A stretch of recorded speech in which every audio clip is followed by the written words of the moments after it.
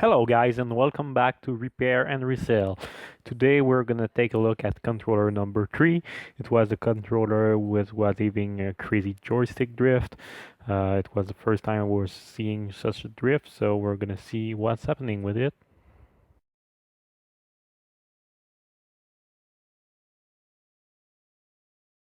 So we're gonna start by removing those 4 screws.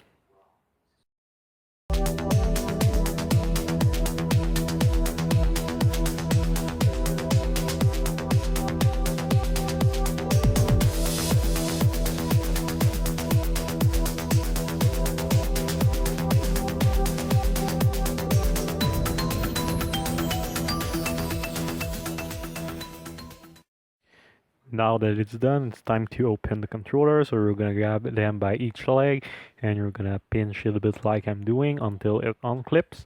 You should hear a little clips and you should see the controller starting to separate. And then you need to grab the plastic tool and you need to slide it by the opening that you just did from the bottom to the top of the controller to remove the clips that I'm pointing with my fingers. So we're starting by the left one. Here we go.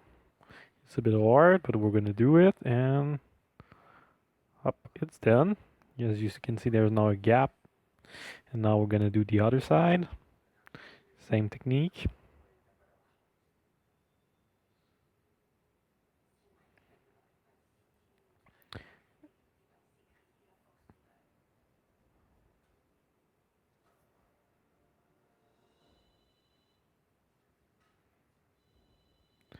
And for this part, I'm gonna use a flathead screwdriver, a really small one, and we're gonna unsnap the part in the middle. These part are a bit harder, but with a small screwdriver, it's doable. So I'm trying to create a gap in order to unclip it with the screwdriver. So I'm using my right hand to maintain the gap open, and I'm trying to use the little screwdriver to put it in and unclip it.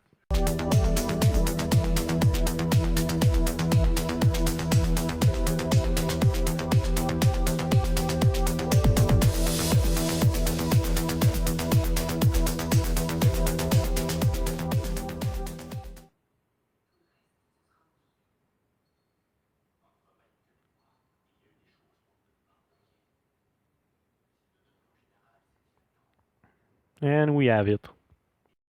So now we're gonna be very cautious with those 2 little bars when we will remove the back of the controller. In order to do so, we will need to put some pressure on the R2 and L2 button near the side just to make them make those little bar pass those buttons. It can be a little bit tricky on newer model. There is those little bar doesn't exist. So it's a little bit easier, but I'm sure we'll be able to do it either way.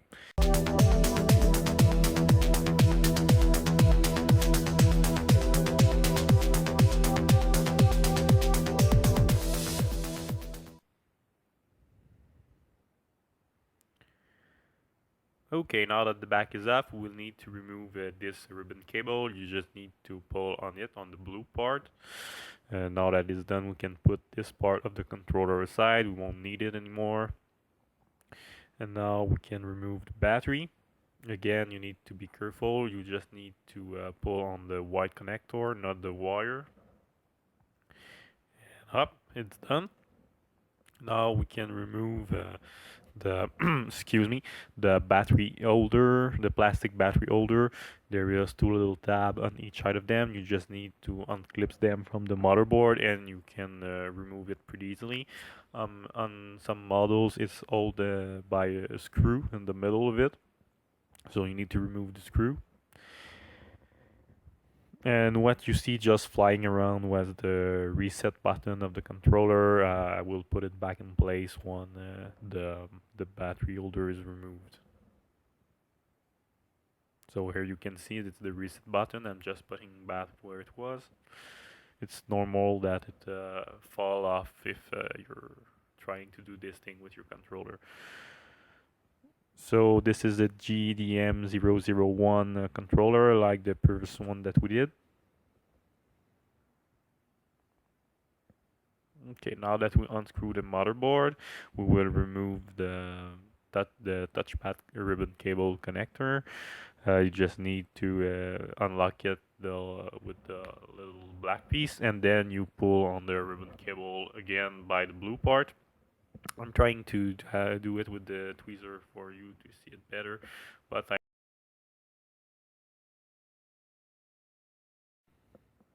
Okay, so now you can flip the motherboard over, where we'll fix the right joystick. So I will remove only the thumbsticks, and then I will take my flathead screwdriver, and we will start by removing the green potentiometer on the left of the joystick, as we are working with the vertical axis. That's where the problem is. Then we will see what is wrong.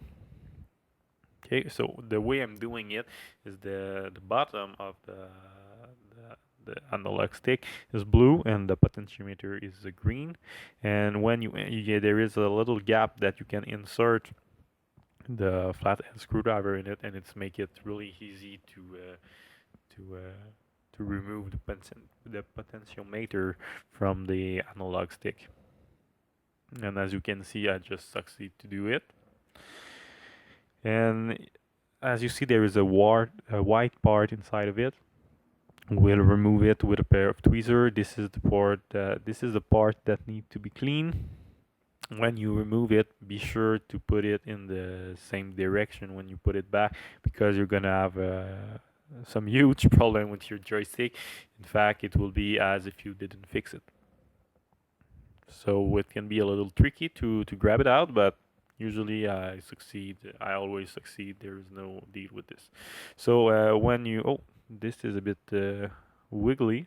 I will look on that soon. Maybe there is another problem with it. It's not supposed to be as wiggly as this. I can see there is some problem with the soldering. I think that's a good news for you. You will see me do some soldering for the first time on this video in this channel. In fact, sorry. This is further. I'm wondering how this became the solder, but oops, dropped that part. So I just want you to show you on which side it's going. The big side is going on the top of the potentiometer, and the smaller side is going on the bottom. So always remember it when you disassemble those, because otherwise, if you don't put it on the right side, your controller won't work really well. And after that, we will be able. I will once the cleaning is done, I will grab the soldering iron and I will fix that for you. So I'm grabbing isopropyl alcohol 99% is the one I always use, and I will use Q-tips to clean the inside of the potentiometer and the little potentiometer itself. So in order to do so, I will just dip it in, and I will just scrub it gently, making sure that I'm not breaking anything, but making sure it's clean also. So here we go.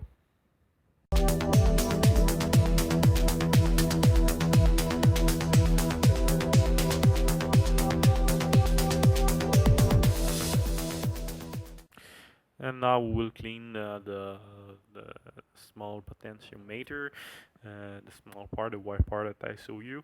In order to do that, I'm holding it with a pair of tweezers right in the middle. There is a hole, and I'm putting the tweezer there, so it's easier to clean it. And I'm just cleaning gently on the outside. This one is still is copper color, so it means that it's still good.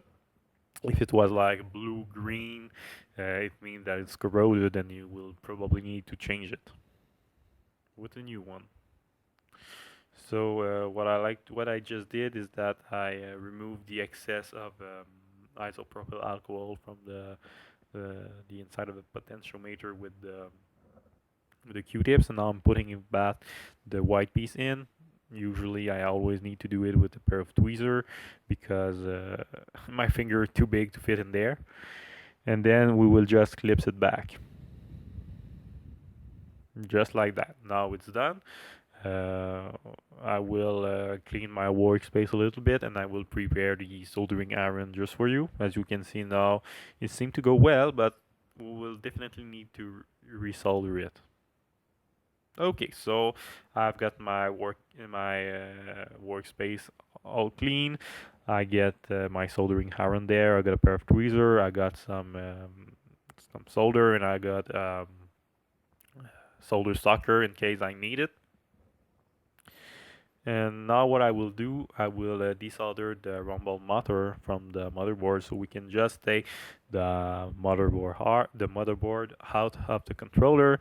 In fact, one of the risks when you're working with the soldering iron is that you burn things on your controller. It's all plastic, so if the soldering iron goes in contact with plastic part of the controller, it will melt and it could cause some serious damage. So you always need to be really cautious when you manipulate these. So I will try not to mess anything up with this, and I will just take the motherboard out, and then we will be able to work correctly on it.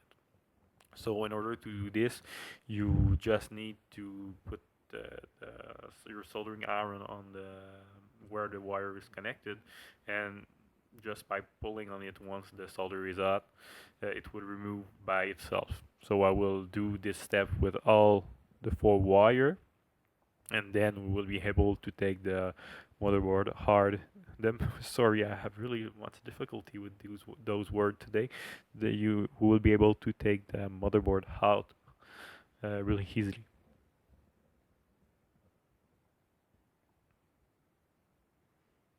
So only one left.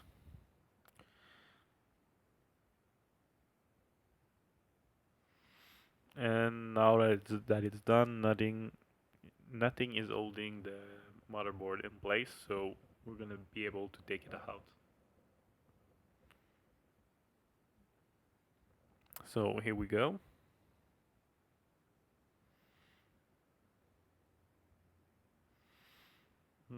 Those all the solder joint for the potentiometer looks really weak, so I'm just gonna redo them all, just to make sure that the problem doesn't come back with another axis like the horizontal one or the left joystick. I removed the thumbstick for more stability. Now this part, I'm sorry that you don't see it really well, but I'm gonna just redo the joint really fast because of the quality of the camera. You can see it really well, but it's a little really better than what it was before. So now that the soldering is done, we can put it back in the controller and we can resolder the wire that we desoldered previously. So that would be it for the soldering part. And now we can reassemble the controller. So everything is in place. After I clean my workspace from the soldering things, I can reassemble it. I will just put that thumbstick back first.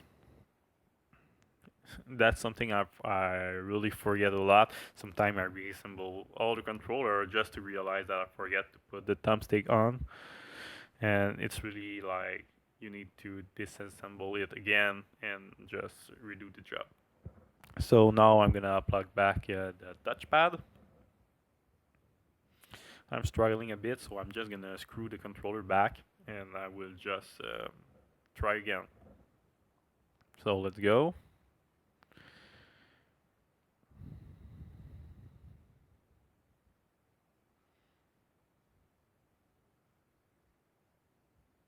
Here we go, it's done and we lock it in place. Everything is perfect. So now we can put back the battery holder in place. We will need a pair of tweezers for that. As you remember, there is 2 little tabs on each side of it.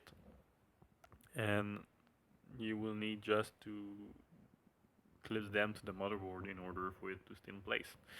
So you just need to do like I show in the video.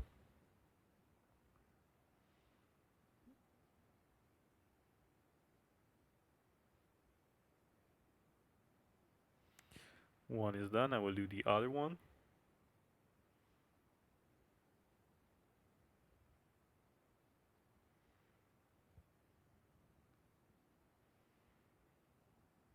It can always be a bit tricky. Don't worry about that if you don't succeed the first time. Just continue trying and you will become good at it.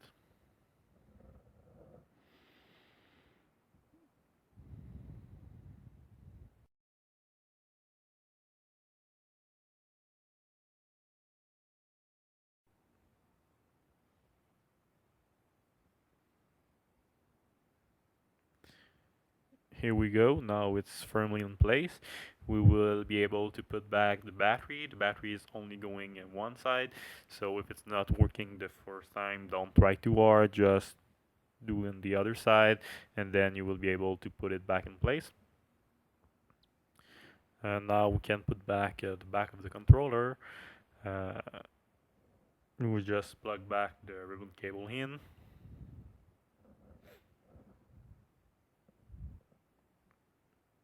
Oh, but I just remember something. I will clean the side of the controller to remove the dirt. As usual, I will use a toothpick. I think it's really useful to clean the side of the controller, and there's no risk of damaging it with this toothpick.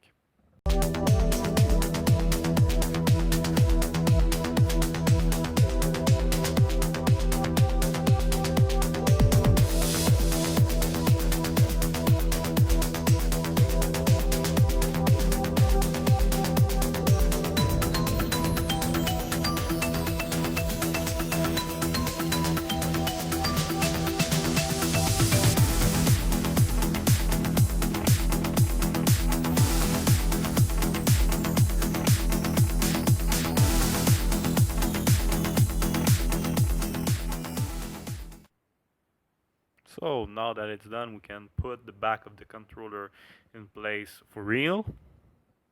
We'll do the same thing as we did before. We will plug the ribbon cable back in.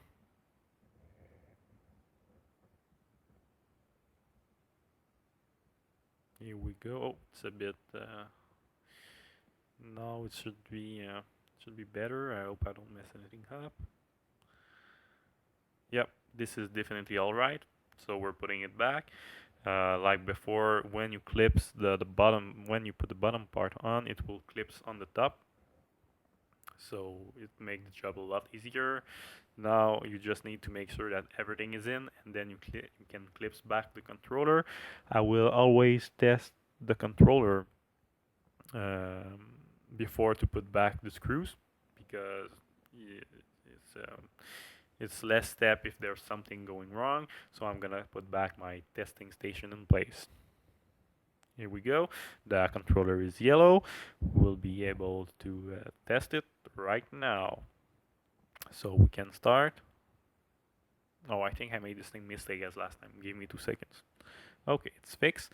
Now square, X, O, triangle. Everything is working perfectly fine for the moment, just as it was before. We can already see that the joystick, the right joystick is working really better than it was before, but we will test it to make sure there's no other problem with it. So here's the left stick, and we'll keep the right stick for the end.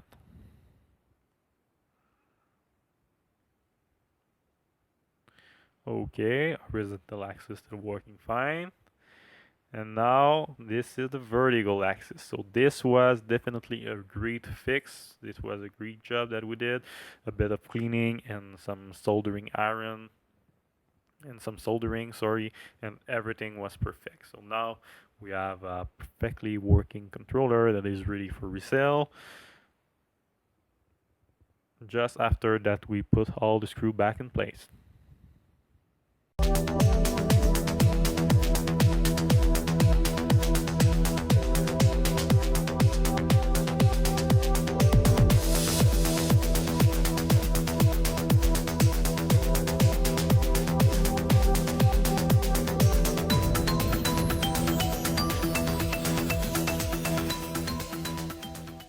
So that will be it for today's video. I hope that you enjoy it and have a nice day.